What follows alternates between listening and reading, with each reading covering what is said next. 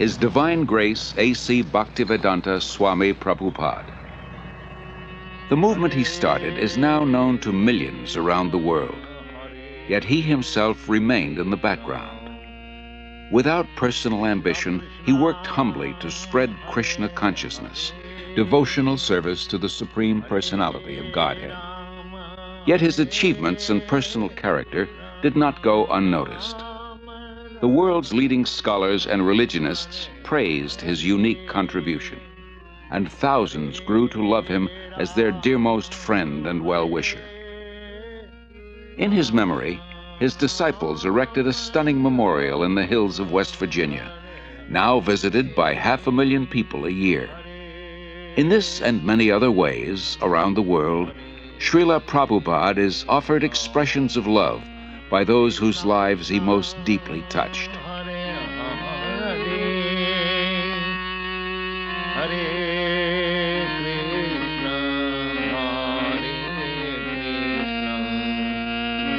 Krishna Krishna Hare Hare Hare Rama Hare. Always remember Krishna, God, and never forget him. This was the goal of the rich spiritual culture that flourished in India for thousands of years. Even today, Lord Krishna is remembered and glorified through monumental achievements in architecture, art, drama, music, dance, and philosophy. Calcutta, 1896, the capital of India, the crown jewel of the British Empire, an elegant city of wide avenues and spacious parks. It is here that Aboy Charanaravinda Bhaktivedanta Swami is born. A pure devotee of Krishna from birth, Aboy Charan is raised in a well-to-do mercantile family. From infancy, he goes with his father to the Radha Krishna temple, and at age 4, the child spontaneously begins worshipping similar deities in his home. When Aboy Charan hears of Ratha Yatra, a traditional festival in honor of Lord Krishna, it further inspires his natural devotion. With his father's help, every year he holds his own small celebration, drawing the neighborhood children into the festivities. At age 8, Aboy Charan enters the nearby Mati Lal Seal School. After graduation, he attends Scottish Churches College, one of the most respected in Calcutta. At the time, Mahatma Gandhi is organizing his countrymen in a nationwide boycott of everything British. Gandhiism is surging through India, uniting her in a massive non-cooperation movement. Sensitive to British subjugation of India's culture and people, Aboy Charan becomes an early supporter of Gandhi's movement. But 1922 marks a turning point in Aboy Charan's life. He meets Srila Bhaktisiddhanta Saraswati Goswami, the greatest devotee of Krishna of his time. Srila Bhaktisiddhanta belongs to the disciplic succession of spiritual masters extending back to Lord Krishna himself. He convinces Aboy Charan that Krishna's spiritual message transcends India's dependent position. Nothing is more important. He requests Aboy Charan to spread Krishna consciousness in the Western world. Aboy Charan hears and is deeply impressed. By this time, Aboy Charan has a growing family. He moves to Allahabad and starts a successful pharmacy. All the while, his spiritual master's words remain implanted in his heart. In 1933, he becomes a disciple of Srila Bhaktisiddhanta, who comments, "He will do everything in due time." 3 years later, Srila Bhaktisiddhanta leaves this world, after again requesting Aboy Charan to preach in English. Aboy Charan takes his words to heart and starts writing prodigiously. In 1944, he single-handedly begins publishing and distributing Back to Godhead, a fortnightly. The first issue addresses the crisis of war. The Second World War within 20 years is scourging the earth. Back to Godhead points out that people throughout the world want an end to war. But so often they want God's kingdom without God, They cannot have it. All our plans will be doomed to failure by our own selfishness unless we turn to God. After the war, Aboy Charan moves to Jhansi and founds the League of Devotees. He prepares a charter for an international organization, its members dedicated to a peaceful, God-centered life. Acharya Prabhakar, his first disciple, remembers. शिक्षा लेने के लिए, दीक्षा लेने के लिए उन्होंने प्रश्न किया. He was always teaching Krishna consciousness, and people came to him for knowledge. After hearing from him, many wanted to become his disciple. He told them, "I can make you my disciple, but first you please chant the names of God and give up cigarettes, meat-eating, illicit sex, and gambling." But few people would agree to give up these habits. Then he said, "Indians are imitating the Westerners. I will make disciples in the West. Then when the Indian people see Westerners following religious principles, they will also follow." Following tradition, at age 58, Aboy Charan retires from family life, and 5 years later accepts the renounced order. He is now known as A.C. Bhaktivedanta Swami. He lives alone in the historic medieval temple of Radha Damodar in Vrindavan, engaged in deep studies and writing. It was in Vrindavan that Lord Krishna revealed his pastimes 50 centuries ago, and saintly persons throughout the ages have worshipped this land as the most sacred on earth. Unlike other holy men who live there, Bhaktivedanta Swami is not thinking of retiring. For him, Vrindavan is a source of inspiration, an ideal place to chant, worship, and write. Here he begins work on his life's masterpiece, translation and commentary on the monumental devotional classic Srimad Bhagavatam. Bhaktivedanta Swami calls it a cultural presentation for the re-spiritualization of the entire human society. But often he leaves Vrindavan to print his magazine and books in nearby Delhi. Traveling takes time and tolerance, but Bhaktivedanta Swami accepts it as part of his spiritual mission to broadcast devotional service to Lord Krishna.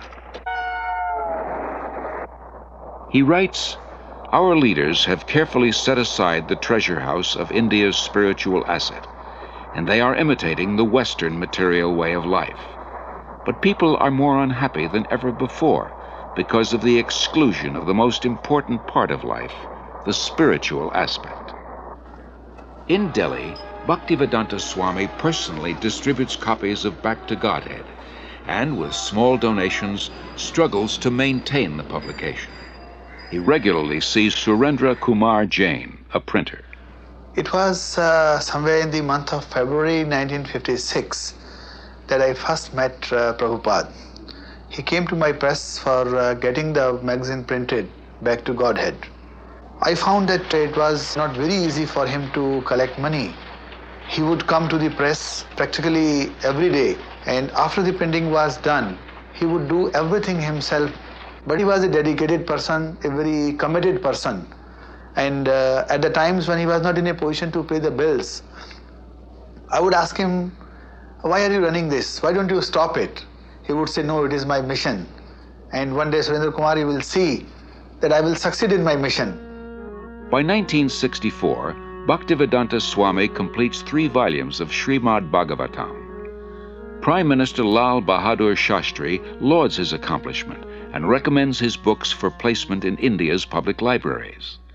Sumati Morarji, chairman of the Scindia Steamship Company, gives contributions for printing Bhaktivedanta Swami's books and arranges for his passage to America. And he used to come every evening. And one day he said that he would like to go to America. I was surprised. I said, "Swamiji, don't go there. You are too old to go, and it will be too cold for you." Still he insisted. So I said, "All right." So I made arrangement for him to go by Jaladuta. On way, while he was passing through Suez, that day was Lord Krishna's birthday, and he gathered all the people on board the ship, all the crew members, officers, and recited some shloka, and then some prasad was distributed to them and all that. Bhaktivedanta Swami, a lone mendicant, 70 years old, traveling halfway across the world. His only resources, the message he carries and his unflinching faith. The voyage on the Jaladuta proves a great trial. Bhaktivedanta Swami endures seasickness and then suffers severe chest pains. In 2 days, he has 2 heart attacks. If another comes, he thinks he will surely not survive. But gradually, he recovers. He writes, "I feel today better, but I am feeling separation from Vrindavan. I have no qualification, but I have taken up the risk just to carry out the order of my spiritual master." September 17th, 1965. The Jaladuta arrives in Boston Harbor. On board, Bhaktivedanta Swami writes, "My dear Lord Krishna, you are so kind upon this useless soul, but I do not know why you have brought me here.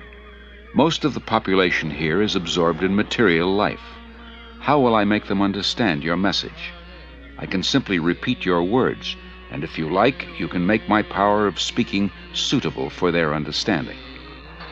I have no devotion, nor do I have any knowledge, but I have strong faith in the holy name of Krishna.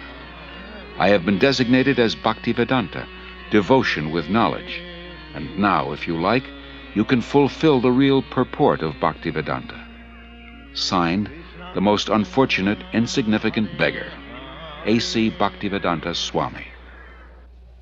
Bhaktivedanta Swami first stays in Butler, Pennsylvania, in the home of a friend's son, Gopal Agarwal, and his wife Sally. The Swami was a friend of my husband's father, Mr. Agarwal, in Agra, India. And he asked me to sponsor the Swami, and that's what I did. And that's why he came to our house in the middle of the night one night. He stayed with us for a month in Butler. And I learned, over the time, I learned to love him as I would a father-in-law.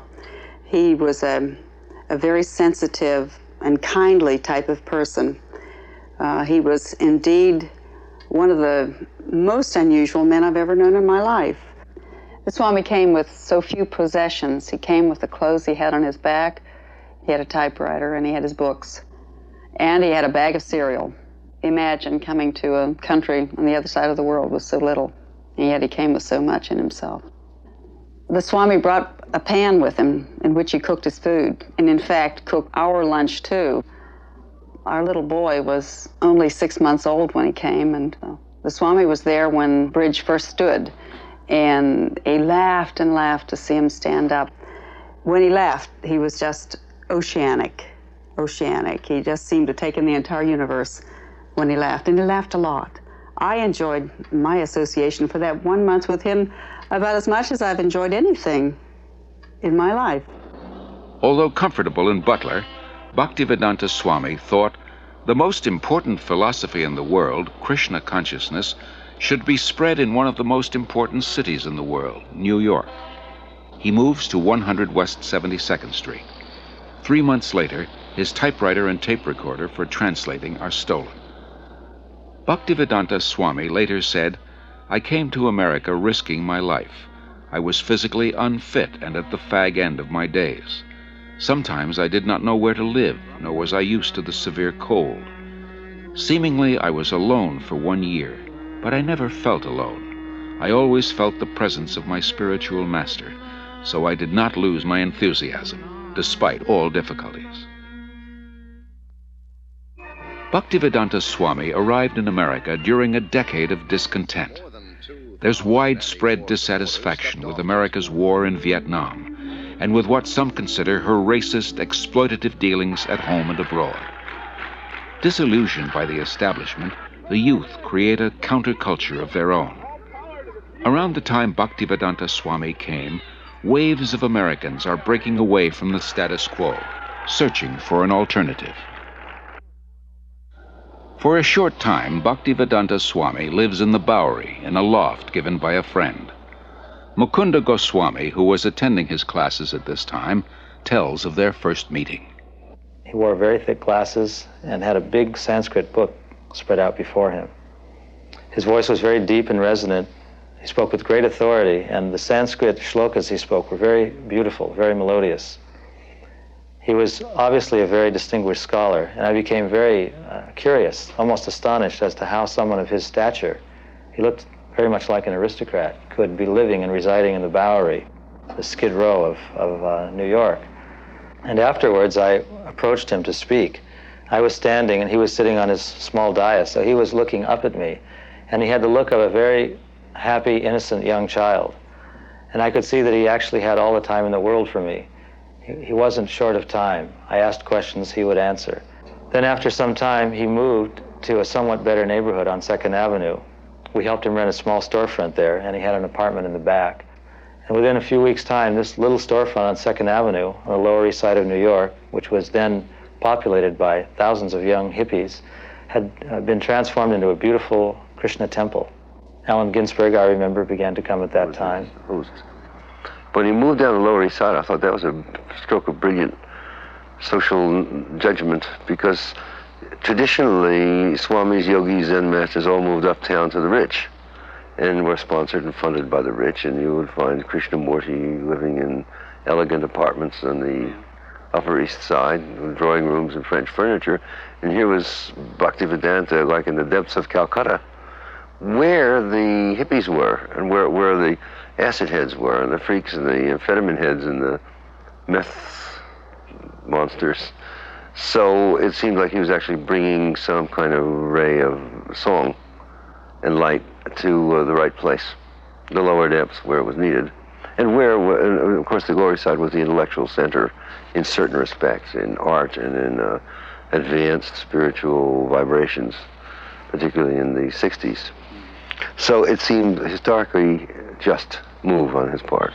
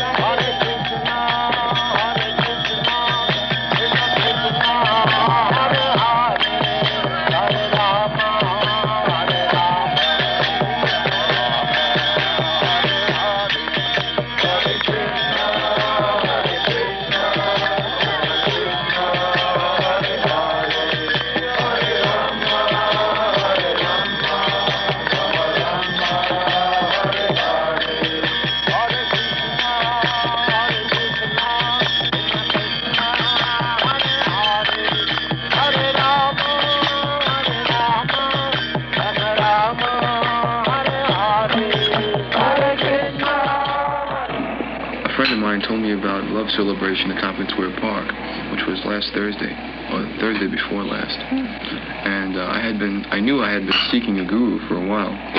So Krishna sent me there, and I was there. And after meeting some of the initiates, I knew that the Swami really had to be into something. I came here in America in September 1965. I was wandering in the street, and some of the boys saw me, and gradually they came to me.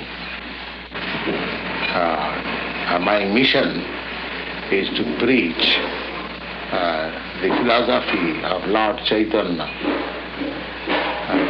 chanting Hare Krishna, Krishna Krishna, Hare Hare, Hare Rama, Rama Rama, Hare Hare. This transcendental vibration will cleanse the dirty things of the mind. It doesn't matter what he is. This transcendental vibration is equally appealing to everyone without any question of language, nationality, creed or caste, because it is coming forth from the depth of the soul. Krishna was all along preparing something, Bhaktivedanta Swami later wrote, and he brought you to me one by one, sincere boys and girls, to be trained in Krishna consciousness. Now I can see that it is a miracle. Otherwise, one old man with only a few books to sell for barely getting food, how could he survive? What to speak of introducing a God-conscious movement in a materialistic society? For Bhaktivedanta Swami, these are happy days. Singing and speaking with the vigor of a young man, he brings the Hare Krishna movement into the public eye by chanting in the parks, by distributing Back to Godhead magazine, by holding free Sunday love feasts. Many are attracted. His hopes for the future expand without limit. The Hare Krishna movement has taken root.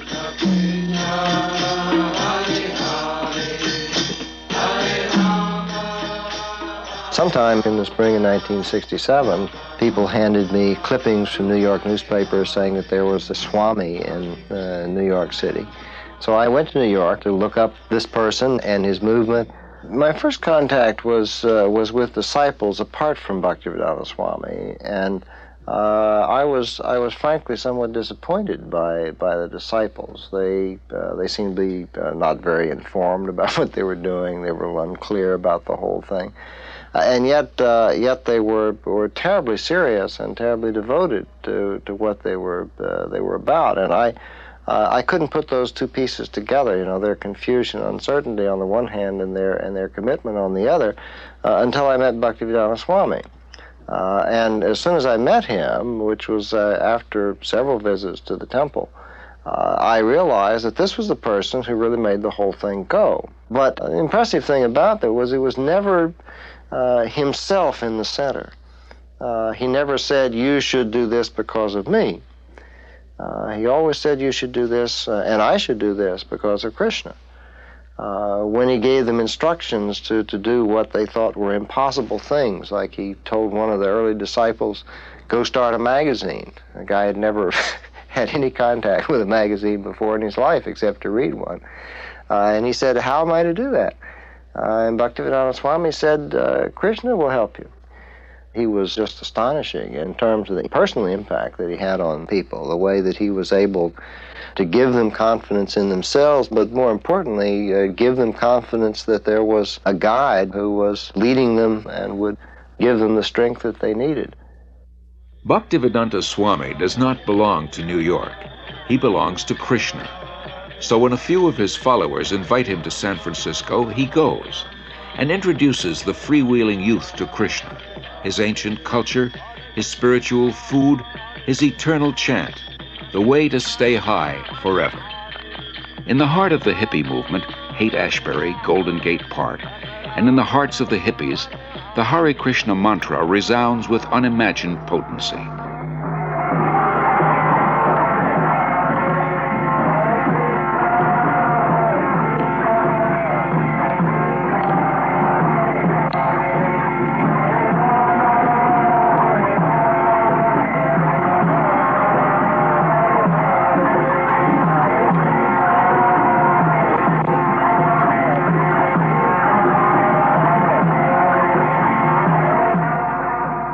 As in New York, Bhaktivedanta Swami gathers sincere followers. The Hare Krishna movement begins to grow. Bhaktivedanta Swami becomes respectfully known as Prabhupada, meaning one at whose feet the masters sit.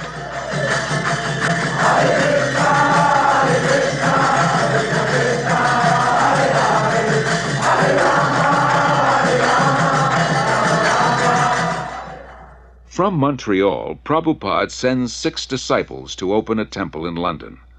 Yamuna Devi Dasi remembers. So we went to London that fall, and although we had no permanent place of residence and we were completely dependent on Krishna, somehow or another, by the enthusiasm that Srila Prabhupada had given us in Montreal, we were able to make contact with George Harrison, who was a member of the Beatles at the time. And he was such a pleasant person to be with. He so much appreciated the Hare Krishna mantra that he immediately said, let's make a 45 record.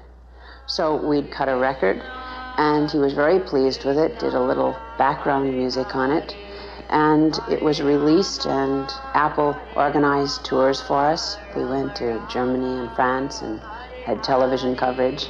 And in this way, the London Times wanted to do, the Sunday Times wanted to do a feature on us, and we were able to send the report back to Srila Prabhupada with the headlines, "Krishna Consciousness Startles London." As people come to him, convinced of the Krishna conscious philosophy, Srila Prabhupada accepts them for initiation, not on the basis of birth, as in the rigid Hindu caste system, but on the basis of qualification and sincerity. In the whole history of Indian spiritual life, no one has ever attempted something as bold and seemingly impossible, to transform Westerners into full-fledged devotees of Lord Krishna. But by his intense spiritual energy and compassion, Srila Prabhupada is successful beyond his own expectations. How old is the movement? But from historical point of view, it is about 5,000 years old. Why has it just begun to really catch on in the Western world? I mean, just recently, in recent years, has it begun to sweep the Western world? Why is this? The Western world, the younger generation were being frustrated with the hippie movement.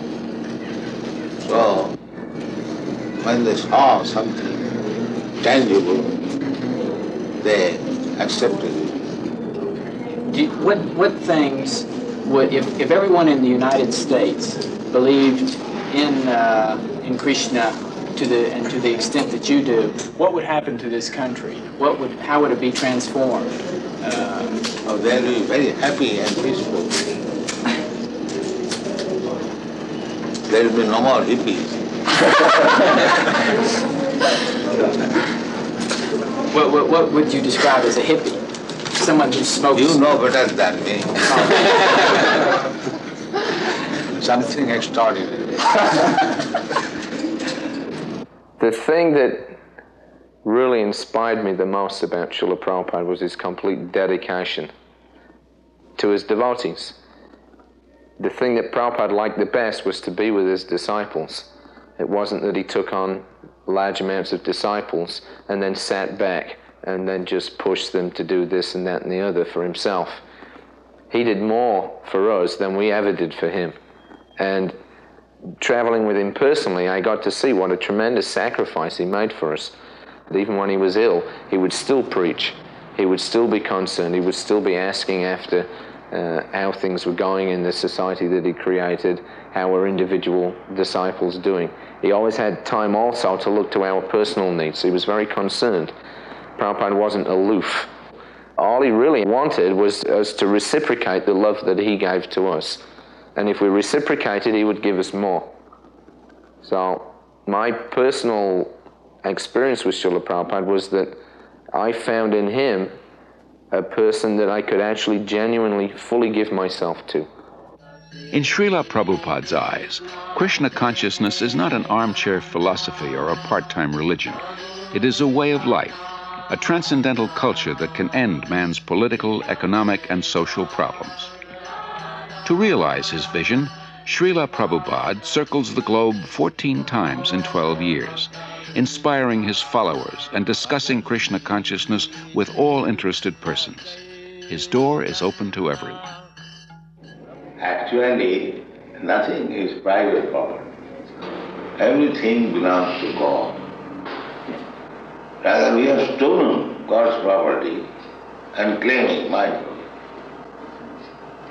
Then in Australia, the Englishman came here, but is that the property of the Englishman? It was there. America, it was there. And when everything will be finished, it will be there. In the middle we come and claim, it is my property and fight.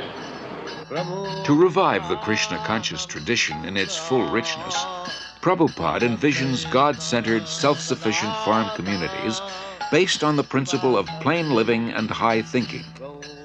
The first such community begins on 133 acres in the hills of West Virginia.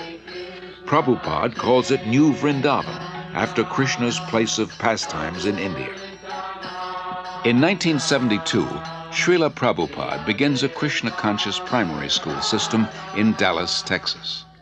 Srila Prabhupada very practically introduced a primary school system to teach children self-realization along with regular studies.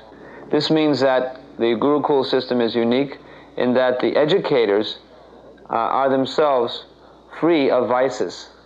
We could hardly find an institution where the faculty members are free of loose sexual relationships, intoxication, smoking, although they may have good credentials academically.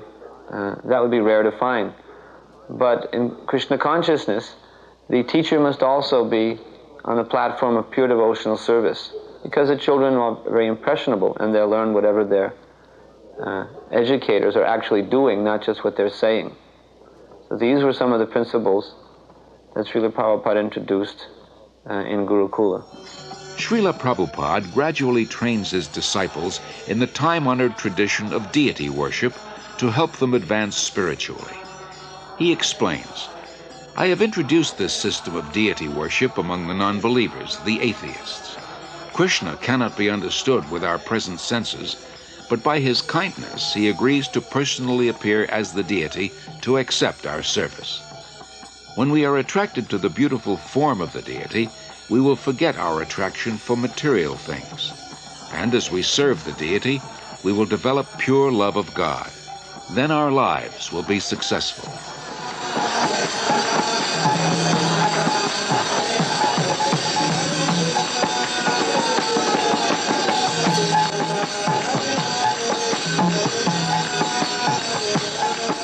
In Melbourne, Australia, Srila Prabhupada worships Lord Chaitanya, a divine incarnation of Krishna.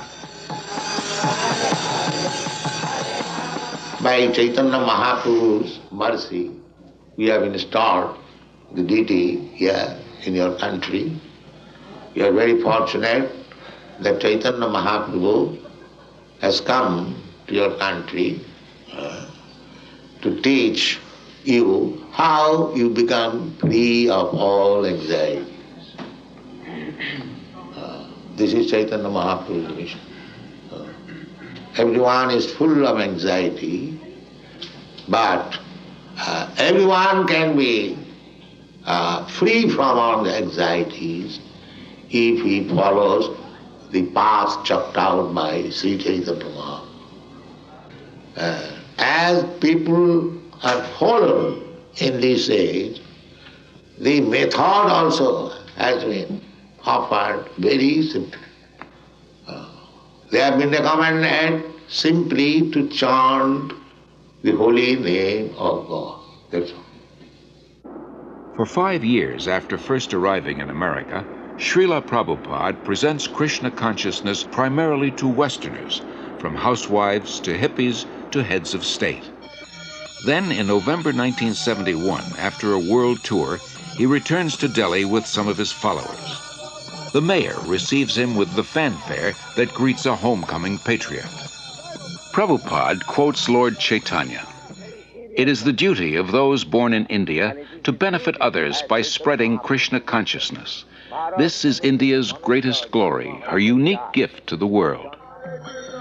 30,000 Indians gather nightly at the Delhi fairgrounds to see the Western devotees and hear Prabhupada speak.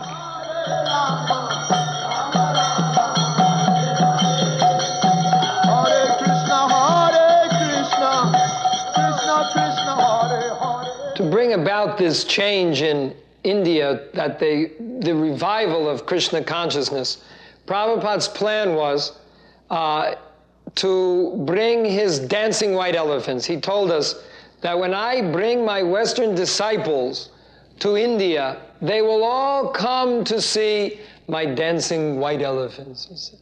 So we were actually very fond of being Prabhupada's dancing white elephants. We took that as the special mercy of Prabhupada on us, that we could be his dancing white elephants and help him in any way we could to preach Krishna consciousness in India.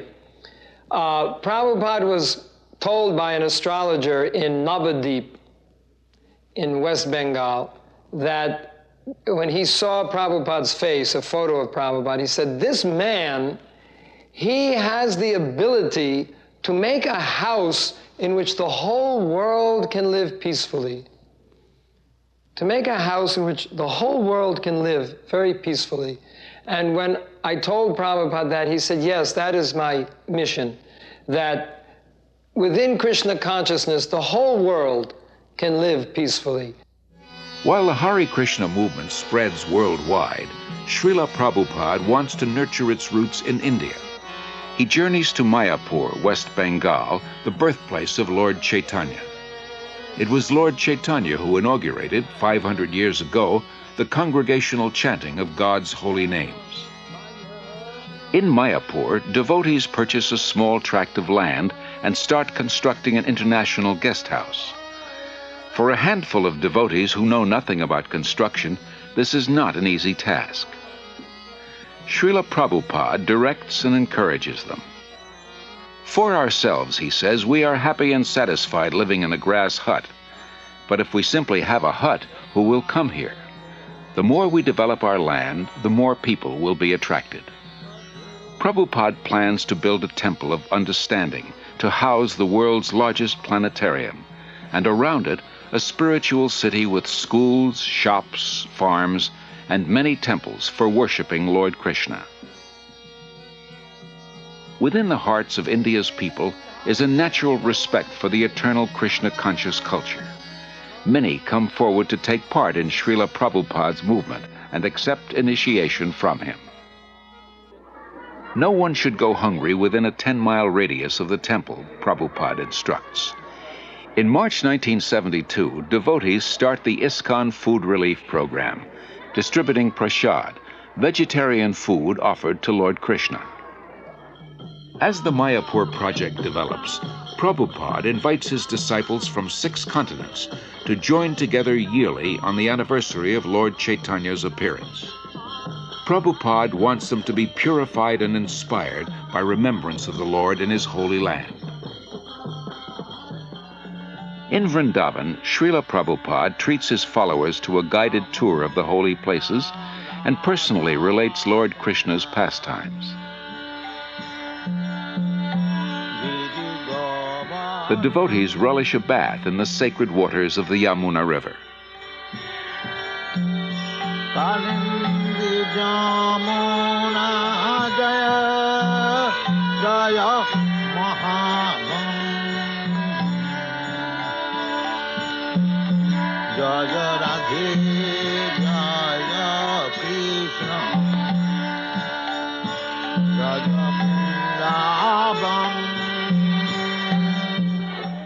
Prabhupada acquires land in Bombay, India's most cosmopolitan city.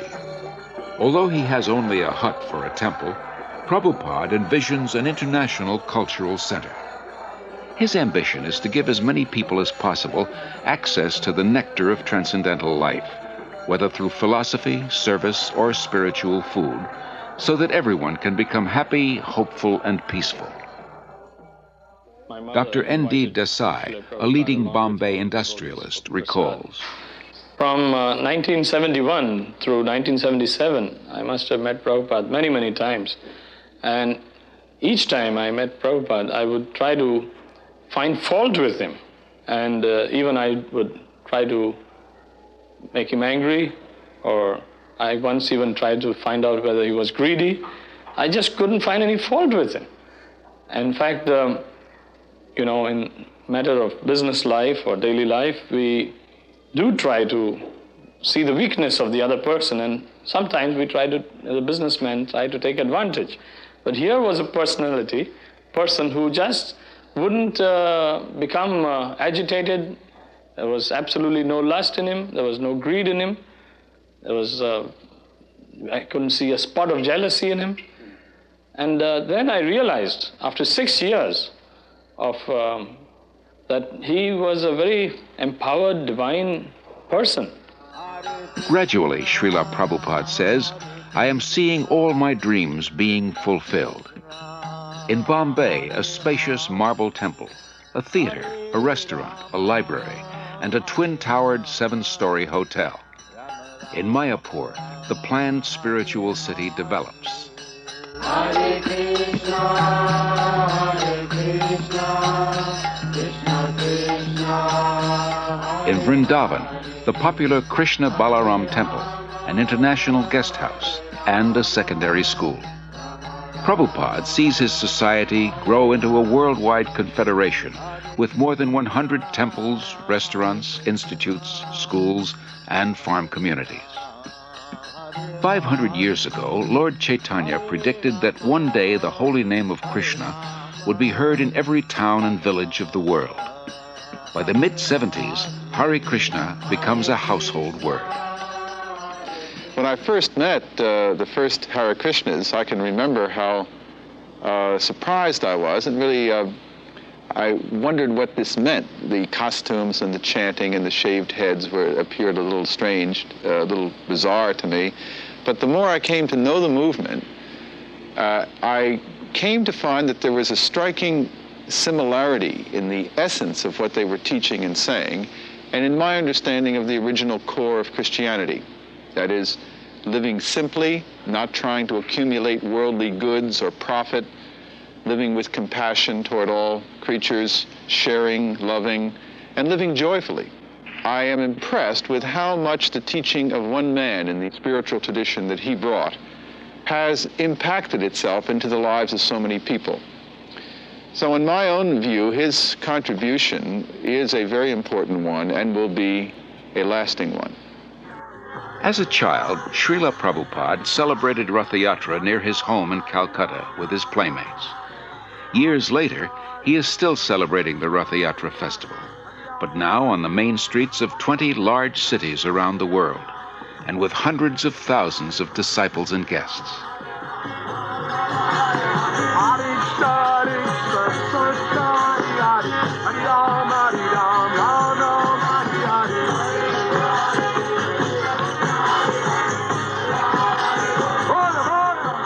People follow, imitate Americans.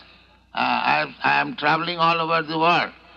Everywhere I see they're trying to manufacture the skyscraper building, imitating your country. So, if you kindly become Krishna conscious and chant and dance in ecstasy, emotional love of God, the whole world will follow you and it will be Vaikuntha. There will be no more trouble. Thank you very much. Hare Krishna, Krishna Krishna, Hare Hare, Hare Rama, Rama Rama, Hare Hare, Hare Krishna, Krishna Krishna, Hare Hare, Hare Rama,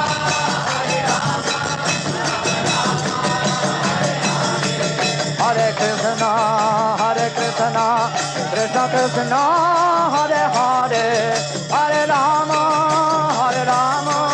Rama Rama, Hare Hare, Hare Krishna, Krishna Krishna, Hare Hare, Hare Rama, Rama. Whether before huge crowds or a few disciples or alone, Srila Prabhupada's mood of devotion prevails.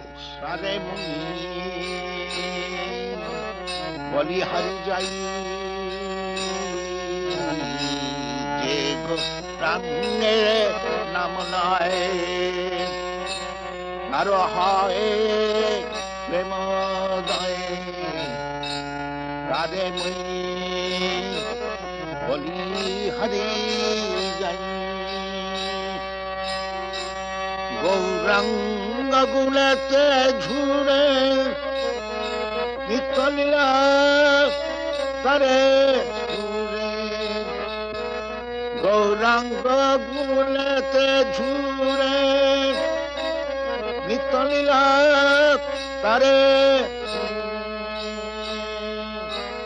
Se jana bhakti hari.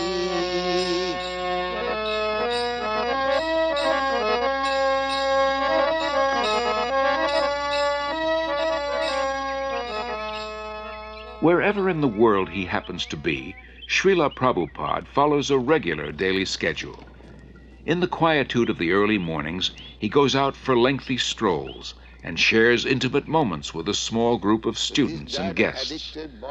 Rejecting superficial and dogmatic thinking, he carefully guides his students to increased insight and understanding. After his walk, Srila Prabhupada greets the deities of the Supreme Lord, offers obeisances, and lectures on a verse from Srimad Bhagavatam.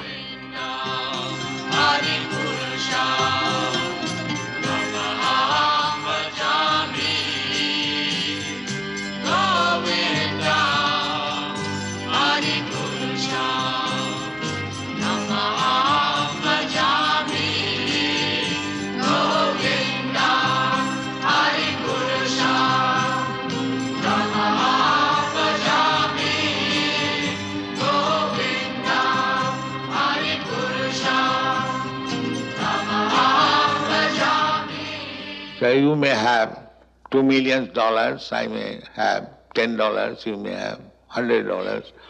Everyone has got some riches. That is admitted. But nobody can say that I have got all the riches. That is not possible. If somebody can say that I have got all the riches, he is God. That is spoken by Krishna. Nobody has said in the history of the world. Krishna says, Bhoktaram Jaggadhamatham Sarvaloka Maheswaram. I am the enjoyer of everything. And I am the proprietor of all the universe. Who can say that? That is God. In the afternoons, Prabhupada meets with guests, here in Los Angeles with scholars of religion. Your pride, your property, your family, your bank balance, your skyscraper building, all taken out. That's finished. Got out. This is God. Now understand God? To believe or not believe, God will come one day. He'll take you, take your everything and get out. That is stated in the Bhagavad Gita. Those who are not believer in God, to them I come as death and take away everything. Finish. That one has to believe. Yes, as sure as death. Then God is sure.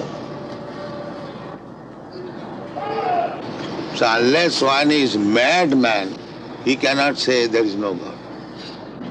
Anyone who denies the existence of God, he is a madman. Prabhupada, wouldn't it be better to say he's blind, he's stupid? Yes, the same thing. The mad is the sum total of all stupidity. Festival takes place. Wherever Srila Prabhupada is, he continues to write prolifically. Rising long before dawn, he spends hours translating and commenting on original Sanskrit and Bengali texts. Or sometimes they wash their hands and feet before entering the temple. His most significant contribution is his books.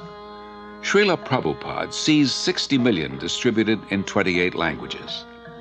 Professors from dozens of major universities use them as standard texts and write appreciative reviews. He also did a very important work in introducing to the Western world for the first time the devotional philosophy of Sri Krishna Chaitanya. Not only did he introduce these texts, but he introduced them in a way that was quite different from the other translations that had been made. I'd read so many different translations, for example, of the Bhagavad Gita, which had all been interpreted from the impersonalist type of philosophy of the Advaita school. And here, you might say, for the first time was a truly devotional translation, a spiritual translation of the text, which I felt really came much closer to the true meaning and the purpose of the Bhagavad Gita. Established in 1972, the Bhaktivedanta Book Trust exclusively publishes Srila Prabhupada's works.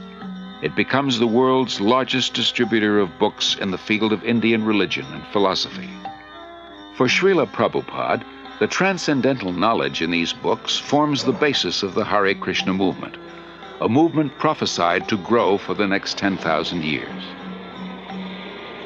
In 1977, despite his failing health, Srila Prabhupada continues traveling and teaching. February 1977, the world's largest pilgrimage, Kumbh Mela in Allahabad, India. Millions gathered to bathe in the holy Ganges. Although physically weak, Srila Prabhupada attends. His disciples perform kirtan and distribute books and Back to Godhead magazines. Practically from the very beginning, Srila Prabhupada gave us notice that he would not always be with us. Of course, it was only a few months after he opened the storefront on 26th 2nd Avenue that he became very ill, and he had that heart attack or whatever it was, and it seemed even at that time that he might leave then. And he warned us. He said, I am an old man. I may leave at any moment. The notice is already given. 70 that has already passed. So Prabhupada was never under any illusion that he would remain forever in this world with us. But he said, my instruction will remain. And he trained us from the very beginning to follow his instruction and to use our individuality to execute his instruction for the glorification of Krishna. Although his illness steadily worsens, Srila Prabhupada speaks nightly at a program in Bombay. In May, he journeys to Rishikesh at the foot of the Himalayas to try to regain his health. There, he continues to instruct his intimate disciples. Then in October, Srila Prabhupada returns to his old home, Vrindavan, to spend his final days.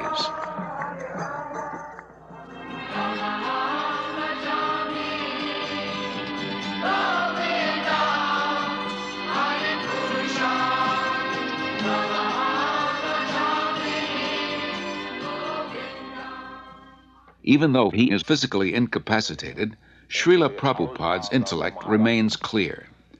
He continues dictating translations and comments on his life's work, Srimad Bhagavatam, until days before he departs from this world. Everything is active, moving by the supreme desire of Krishna. This consciousness is Krishna consciousness. November 14th, 1977, His Divine Grace A.C. Bhaktivedanta Swami Prabhupada passes on.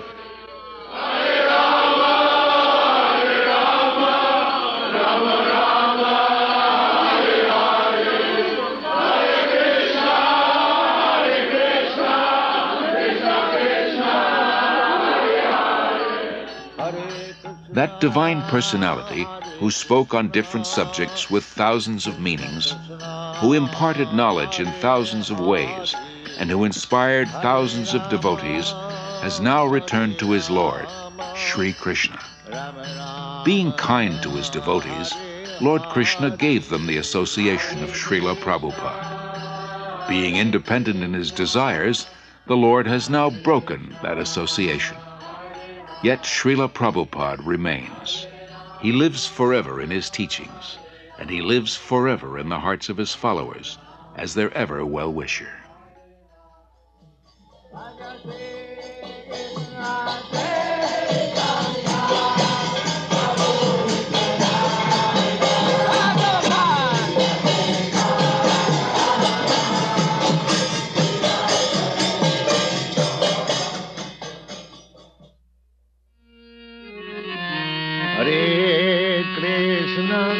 Hare Krishna, Krishna Krishna, Hare Hare, Hare Krishna, Hare Krishna, Krishna Krishna, Hare Hare, Hare